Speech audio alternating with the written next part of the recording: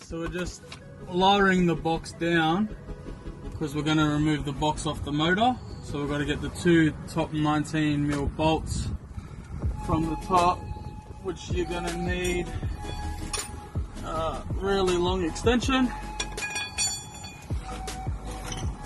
and a knuckle joint to get onto it. And these bolts are very hard to locate and everything's still in the way. Put your hand up there and try and feel for it. We've already unplugged the loom.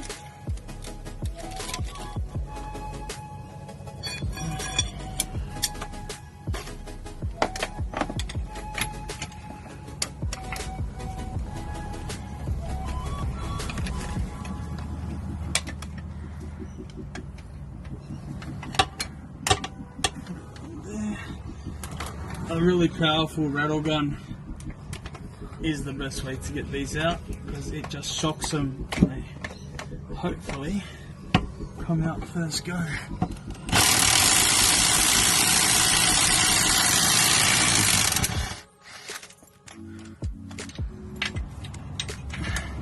Like that. And then you got another one on the other side and then a few more down the side and 13mm at the bottom, which are easier. We've already undone the torque converter, which is 17mm bolts, 4 of them. You're gonna have to put a 22mm socket onto the crank and turn the crank to get to every bolt.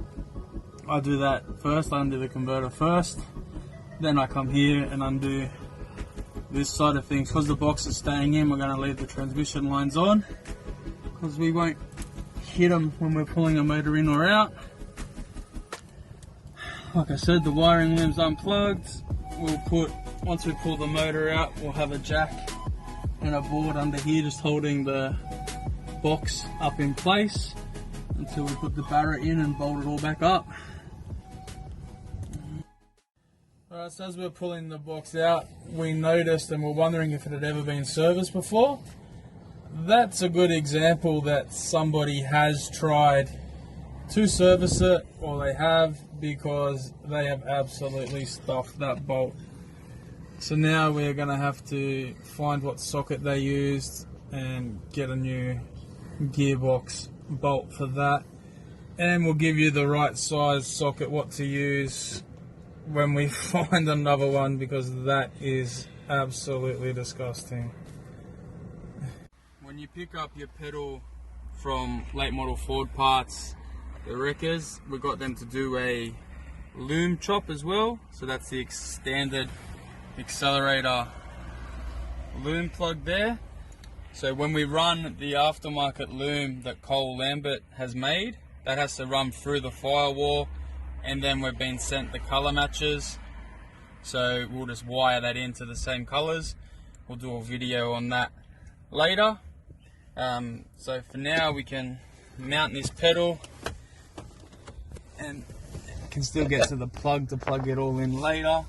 So I use a long 13mm socket and an extension bar. Let's put them on.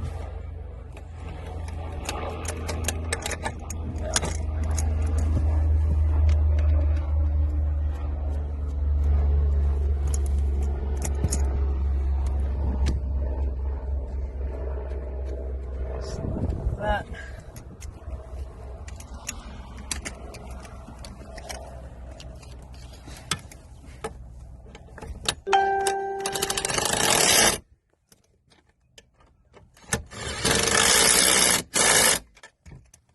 And now that will give you full throttle with clearing the carpet and everything. Once the loom's in, like I said, that plug will nice and easily just plug up in there, and we'll wire it all in once the other loom's pulled through.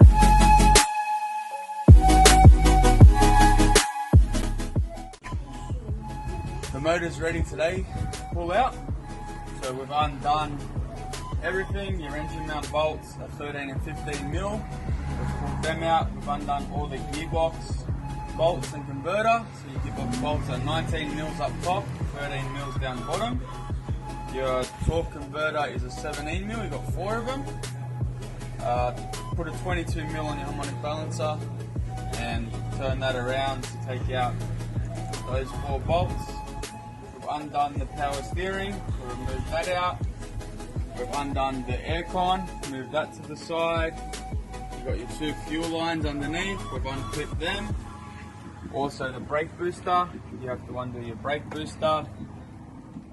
Your vacuum there, and you've got another vacuum that sits down there as well just to pull out. Don't forget to undo your grounds. You'll have a ground that'll go to the chassis or to the engine mount. Undo those 2 grounds. Obviously your cable. And now we're ready to put a chain on it. So you can use a seat belt, which a lot of wrecking yards will do. But we have the chain here, so we're going to use a chain. We're going to pull this single overhead cam out and put the barra in. And then another helpful hint, when you're getting your crane ready, instead of pumping it all the way up from flat, what you can actually do is just hold it up and it will pressurize itself, and it saves you a good 10 minutes of pumping, which I see a lot of people do.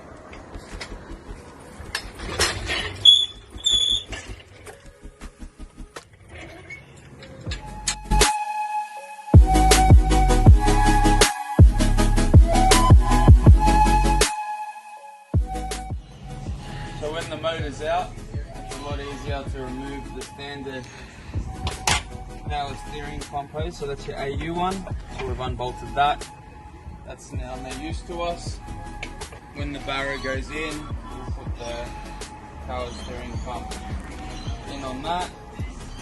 We're going to drill a hole on the passenger side to run the wires through for the pedal. Just personal preference that I don't like to run them over the exhaust over this side. So I just drill a hole down the bottom and run the wires through, and then run them in the cabin over to the driver's side.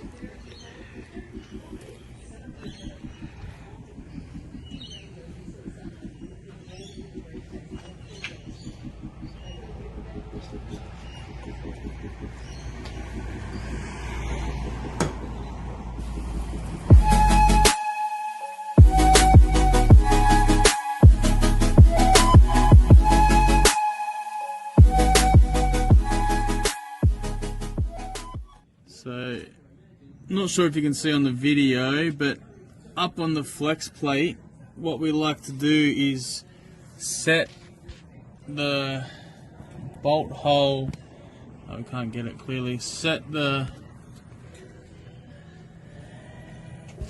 hole up at the bottom, there it is, and then before you put your motor in, also have your converter set down to the bottom, dead center. And then as you put them in, it will save you a lot of time bolting up the converter, because it should be, if not perfect like that one was, it'll be pretty close where you can use a screwdriver.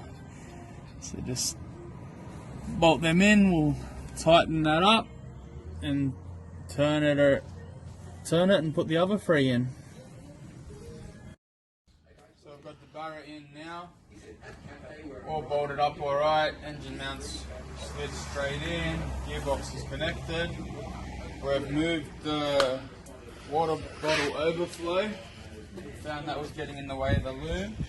So we've mounted our computer up there, we've just got to wire in some grounds.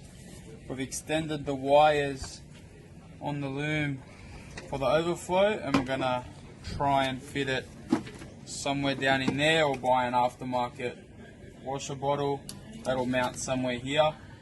We've extended the lines here to go to the pump.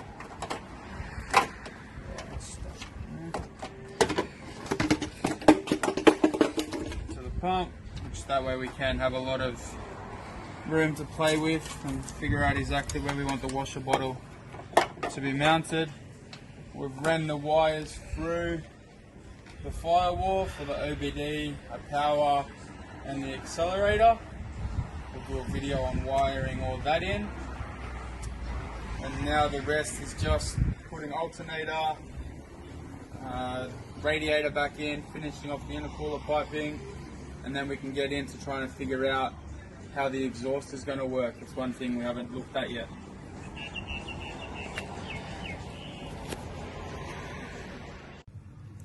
So we've put the two-bend BABF line in. Remove the top standard one just to make it easier just to get this one in. So it's going straight in like that with no modification or hassle at all. And then we'll put the standard top one back in, and that's the power steering side of things done.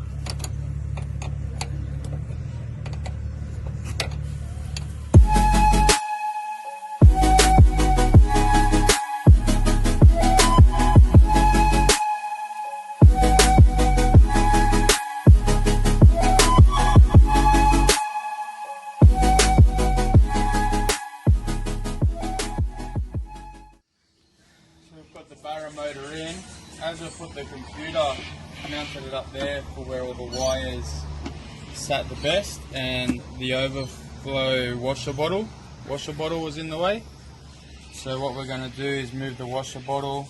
We've extended the wires and the pump, and we've found if you didn't have a blow off valve here, it's just the pipe we got does, so we're dealing with it. But this will fit just down in there like that, and we're just going to make a bracket to come up from there up to the body there, and that'll brace our window washer bottle up the front there.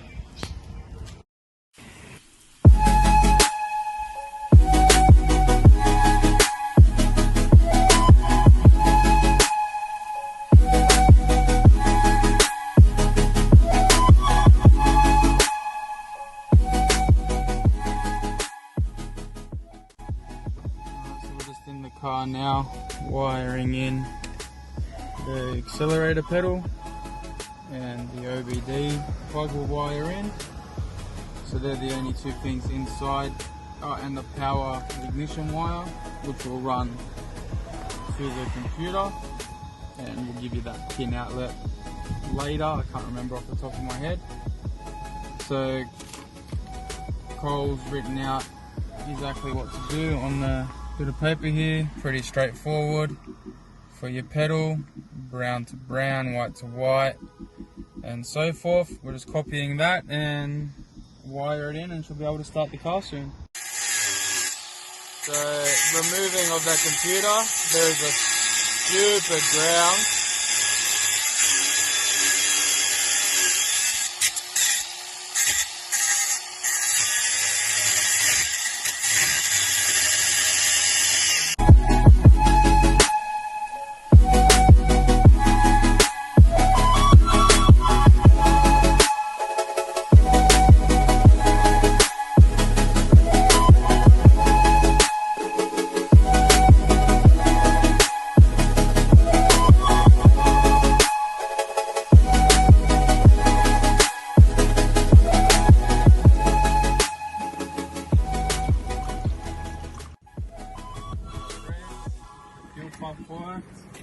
We'll just prime it up a little bit.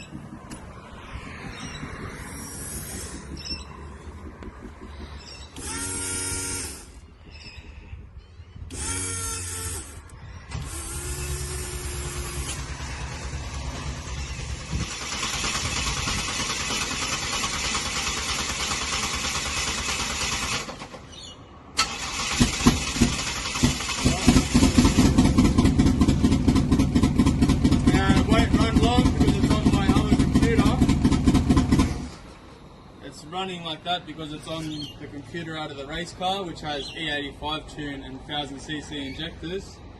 But we got it fired up, so now we'll get it down to Empire Mechanical Racing once we finish the exhaust system, and we'll get them to tune it.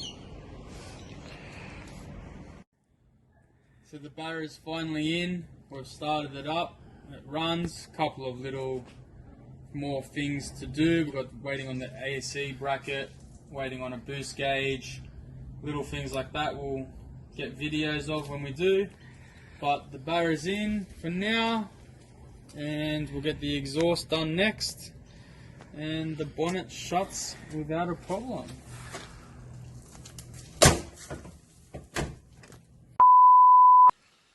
So when you move all your bolts and nuts and hoses that you have sitting up there, your bonnet will shut without a problem. Series 1 engine mounts in, no cutting done, and it shuts nice and flush. Just servicing the gearbox. We've already dropped the pan and changed the filter. We removed the drain fill plug which we showed you previously, which they had hacked at. We had to hammer a 12mm socket over it just to get it off. We've got a new bolt now for the gearbox, and the correct size and correct socket to use is a 5/8 socket, and use one that's not a multi-point. You use the correct one and you won't round the bolt. So now we're just filling up the box. We'll put about it'll take about 4 litres. Once it starts to drip out, we'll put the plug in it, and then you start it back up, put it in gear, and just get another litre or so sometimes they take, just to fill up the oil filter and stuff inside it.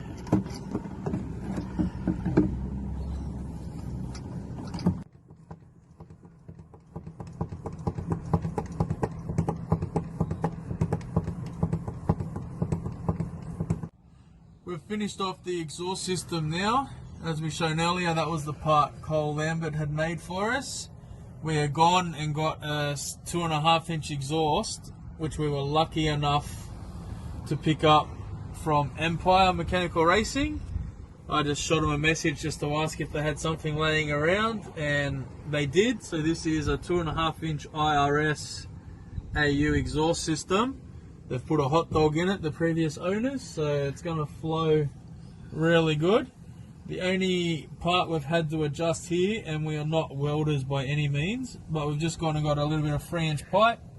We've used the standard flange that was off the standard exhaust system and welded that onto that just to get that little bit of a gap there, and it bolted up perfect. So no leaks, no nothing. We've also had a bung put in up the top there just for later on when we're going to run a air fuel ratio gauge.